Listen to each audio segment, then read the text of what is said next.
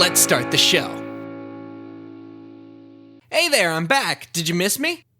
Well, now that we're almost at the end of the first season, it's time to go down the rabbit hole of my psyche by talking about 4chan.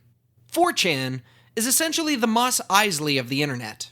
A forum board-styled website where users secure in their anonymity post in a wide variety of communities which, usually for the most part, are borderline inoffensive. Primarily, it's a place to post, share porn, and occasionally screw with the outside world. What board was I a part of? Well, let me just say our mascot was a green-haired girl who had sentient tentacles coming out of her. Yeah, I was one of those freaks. Anywho, while 4chan usually likes to screw with people, occasionally they can do something that's genuinely charming. And today, we're gonna talk about it. Here's my review of Katawa Shoujo for the PC and Mac.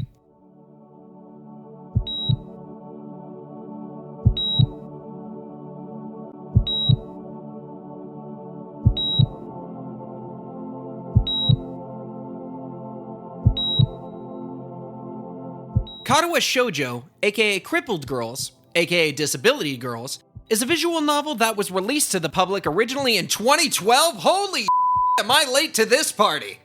Okay. It was produced and developed by 4-Leaf Studios, which is a refined version of 4chan's anime and manga board.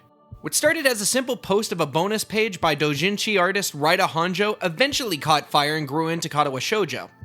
Since this game was created by 4chan users, I will list the screen names and the rules, but as a result, I can't do a deep dive. Katawa Shoujo was directed by 3 users, Delta, Raid, and Ujovi. It was written by Anonymous22, Aura, Cam Corporal Crud O'Neill, Suriko, and the Hive Mind, mapping out the respective character storylines and making sure their assigned characters were acting appropriately in others. In Katawa Shoujo, you take on the role of Hisao Nakai, an 18-year-old high school student who, after being confessed to by a classmate, suffers a massive heart attack and is administered to the hospital. After being diagnosed with cardiac arrhythmia, Hisao is about ready to give up on his life when he is told by his physician that he's stable enough to leave the hospital and finish his schooling at Yamoku High, a special school that caters to those with disabilities and life-threatening issues. While at Yamoku, Hisao is introduced to a wide variety of characters, from the headstrong and diligent Shizune Hakamichi, Shizune's bubbly second-in-command Shina Misha Mikado, the elegant and enchanting Lilly Sato, the wounded butterfly Hanako Ikizawa, the nonchalant creative genius Rin Tezuka, and the fastest thing on no legs, Emi Ibarazaki. Along the way, you'll also bump into the nurse who wants you to take better care of yourself, your out-of-touch homeroom teacher Akio Muto, the prone to mental breakdowns librarian Yuko Shirakawa, and the Harry Potter-looking misogynistic time bomb who talks about pushing his enemies off of the roof and making it look like an accident, Kenji Seto. More on that later. Will Hisao find a newfound lease on life, an understanding of disabilities, and a love that transcends a damaged heart? That decision is yours to make. Katawa Shoujo is a romantic visual novel where the choices you make impact the outcome of the story. Who you associate with, where you go, and if you end up with a love interest depends on the decisions you make, but other than that, there's no other input needed from the player. No quick time events, no added gimmicks or puzzles, just you and an interactive story. When I first picked up the game, I was quite surprised with the amount of reading that was required. My previous experience with these games are dating sims from Newgrounds that were essentially consisting of the following formula. Invest in your stats so the object of your affection tells you information about themselves, memorize that information and spew it back at them when you're on a date, then cap it off with a gift they enjoy and never get tired of. 'Cause you can never get enough teddy bears, apparently. Rinse and repeat until you win. Also, side note, why the are they still making SimGirl? It's been out since I was in grade school. Seriously. So to make that switch was a little jarring, but one that I honestly didn't mind. It allowed me to immerse myself and focus on the narrative. Since we covered gameplay within the span of a few seconds, let's move on. The art of Katawa Shoujo is not half bad in terms of character models and backgrounds. Practically all of the backgrounds of Yamoku are photos taken from Brown University in Providence, Rhode Island, located in America for all the international viewers. They were essentially modified in Photoshop so that it wouldn't clash with the character models. Now, the characters themselves are sort of a mixed bag with me.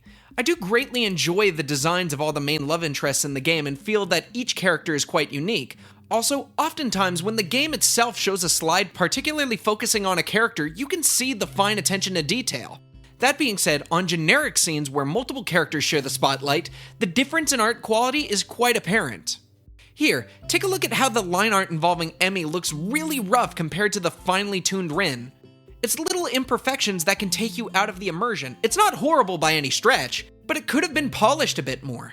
Granted, that's one of the problems when you have multiple character artists working on the project. As you get locked into a character's storyline, a small animation vignette plays letting you know what to expect and what themes you'll be dealing with. To be honest, I really enjoyed these animations and would have liked to see more of them. That being said though, I feel like including too many animations could also subtract from the immersion and not mesh with the minimalistic presentation Katawa Shoujo gives. Katawa Shoujo has this ongoing feel of minimalism that echoes not only through its art, but also through its music. What I mean by that is that it's not showing laziness, it's more giving a relaxed yet focused vibe. The music is quite enjoyable, however be careful if you're replaying this game. I wound up in a cycle where I loved, then hated, and then fell back into love with tracks just because of the amount of dialogue. You're essentially going to be listening to these for a very, very long time. So yeah, thank you to Blue123 and Nicole Armafi for their work on the soundtrack, as well as using saxophone player Japes to rework Red Velvet. The original version felt hollow, but thankfully the updated track greatly improved it. Since there is a lack of gameplay, I figured what I could do was talk about each storyline, highlighting their strengths and exposing/explaining their weaknesses. In the event you don't have a romantic interest by the time of the school festival, you end up getting a bad end, in which you wind up spending the school festival with Kenji. You essentially get drunk on the roof of the school and after going to check on a passed out Kenji, wind up falling off the roof to your death. It's at this point in the writing process I have to ask, did Kenji murder the protagonist? Seriously, he mentions it earlier in the game, and I can't help but assume he sets up a way to kill you off while giving himself plausible deniability. I just wanted to vent that out because it's been bugging me for weeks. So without further ado, here is what I thought about each romantic interest, starting with the ones I liked the most. In first place, we have Emi Ibarazaki, which was written by the Hive Mind. If you were to tell me that Emi would have been my favorite girl in this game before I played it, I would have given you one of the strangest looks. As far as character design goes, she appears to be the most childish with her hair done up in twin tails and also the obvious height difference. What makes her shine though, is the brilliant writing provided by the Hive Mind. There came a point where I felt like I stopped playing a game and was dealing with an actual person. Granted, her backstory as to how she lost her legs is cliched to the point I saw it coming a mile away, but as a whole, this was great. At first, I was getting frustrated playing Emi's storyline, but then there was a moment where I realized, wait a minute, this girl is doing exactly what I do. Being energetic and carefree on the outside, but the moment someone gets romantically close, they shut down as a means of past trauma affecting them. Out of all of the love interests in Katawa Shoujo, Emi actually has Hisao taking care of his health, which should have been paramount in the entire game. When you factor in exercise and diet being a huge part in the lifespan of the main protagonist, it's appalling to see how indifferent Hisao is towards his medical condition. Emi kicks his butt into high gear, and quite honestly, makes Hisao all the better for it. That being said, Emi is more than just a caregiver. Throughout the storyline, she also has minor flashes of impish behavior and being self-sufficient, which makes her all the more endearing. In second place, we had Hanako Ikizawa, which was primarily written by Cam Corporal Crud O'Neill, and also had Suriko helping him. Hanako was actually the first girl I was trying to wind up with on my initial playthrough before I accidentally got locked into Emi's. Seriously, it wasn't until I was having anal sex with Emi in a gym storage shed where I wondered, wait, how did I get here? Hanako is dealing with severe social anxiety over the horrible scars she received from a house fire that took the lives of her parents. She often spends her days in the library, and the only person she really opens up to is Lilly Sato. It makes sense since because of Lilly's blindness, she's essentially the only person who can perceive Hanako as more than the burns that make up her body. What I really liked about Corporal Crud's writing is how well he sets up the second act. Helping Hanako through her social anxiety is wonderful, and the time where she opens up is all the more rewarding. That being said, there are times where you can do right and she still breaks down. You know, kind of like someone who actually suffers from social anxiety would do. Now, I had wanted an ending that had more emotional payoff, but then again, maybe that's kind of the point behind the writing style. In third place, we have Lilly Sato, which was written by Suriko. Lilly wasn't a character that I had cared too much for in the beginning of my playthrough. Prim, proper, and personable people tend to make me believe that they're not genuine. Like it's all a cleverly orchestrated mask to hide who they are. That being said, when I did go down Lilly's path, I was pleasantly surprised at how much I enjoyed her character.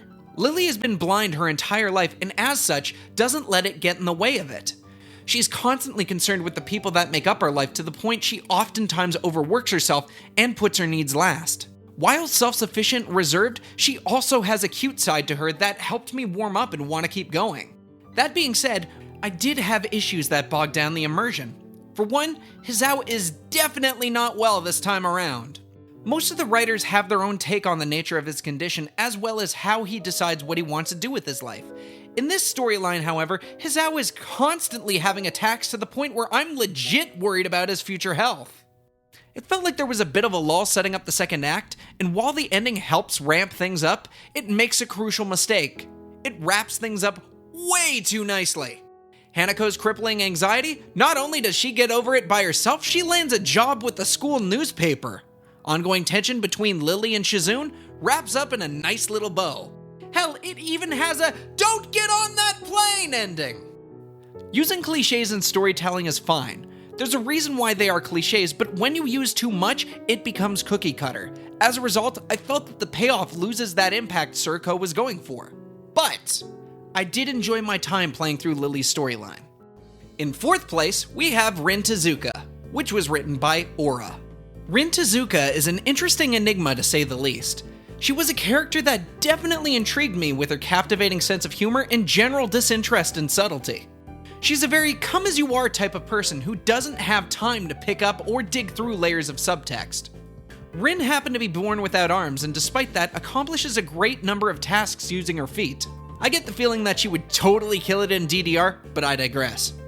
She has a passion for painting and uses it as a way to express her mental state.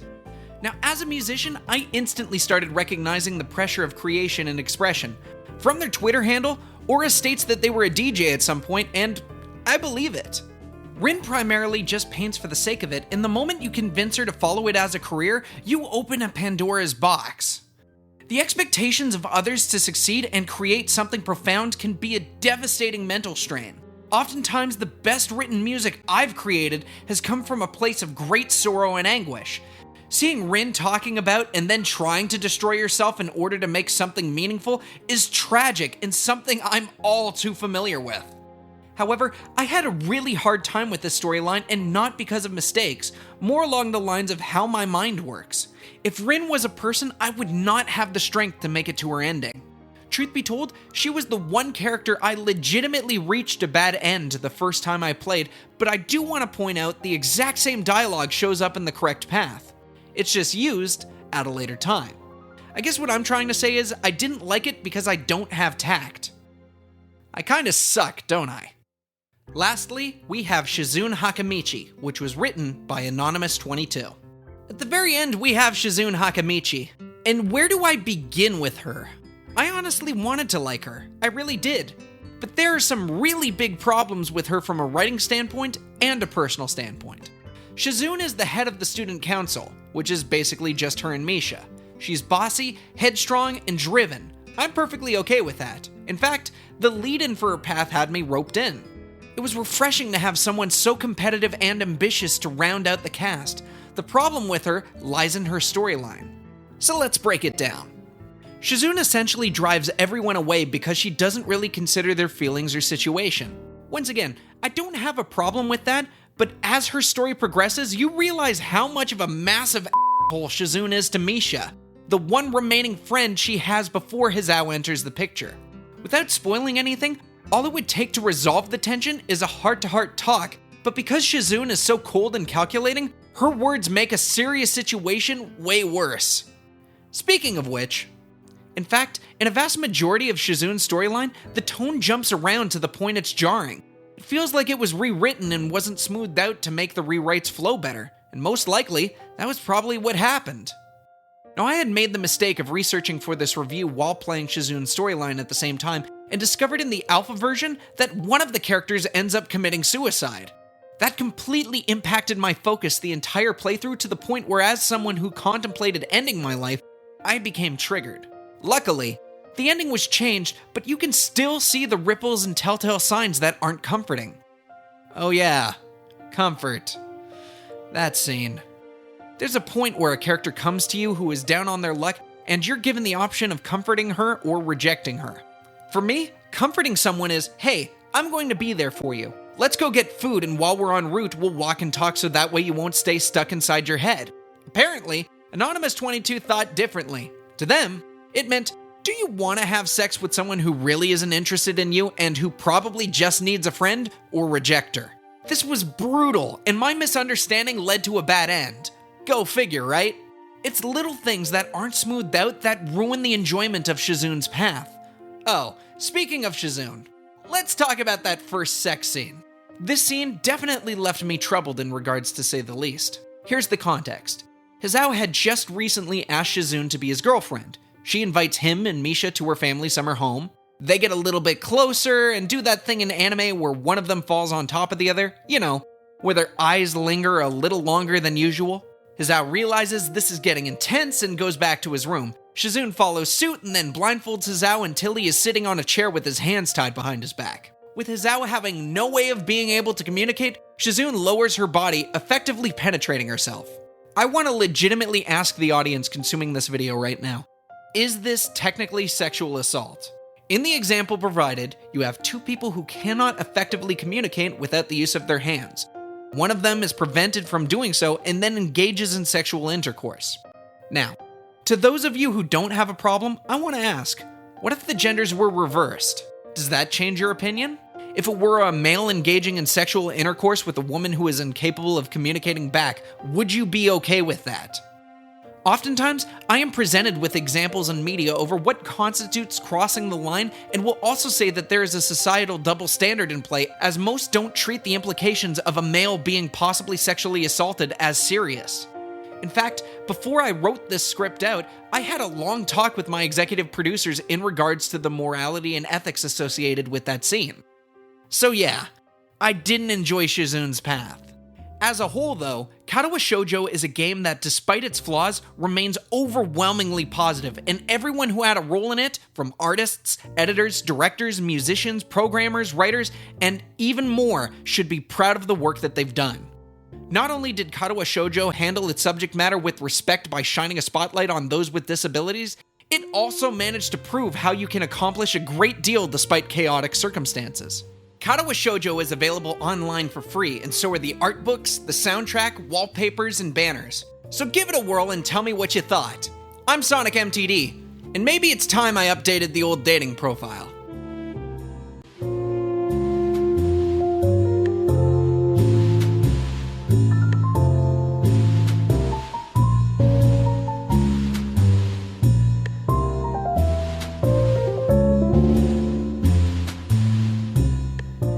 Hey everybody, Matthew Tyler DeLeo, better known as SonicMTD. Thank you so much for catching episode 11 of Always Rate Reviews, where we reviewed Katawa Shoujo for the PC and Mac. I would like to say thank you so much to Cam Corporal Crud O'Neill for getting in contact with me over Reddit and giving me information as to what went into the production of Katawa Shoujo. You not only helped me make a better script, but as a result, you helped me make a better video. And I would like to say thank you so much for your help. Please be sure to like and subscribe to this video, and leave me a comment down below. Regardless of what it is, I always read the comments, and every once in a while, I even reply back to them. So who knows, it might be you. If you look on this side of the webpage, up here is going to be whatever YouTube recommends that you watch, and down here is going to be a playlist collection of every episode of Always Rate Reviews. So if this is the first episode you have ever seen of me, please take a look at the other ones. You will be pleasantly surprised how we got to this point. But either way, I'm not going to take up any more of your time. I'm Matthew Tyler DeLeo, better known as SonicMTD. Arigato gozaimasu, and later days. Oh, hey, Matt. When did you get here?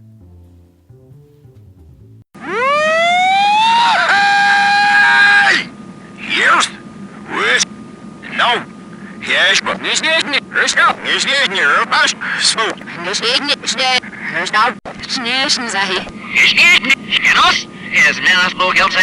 This is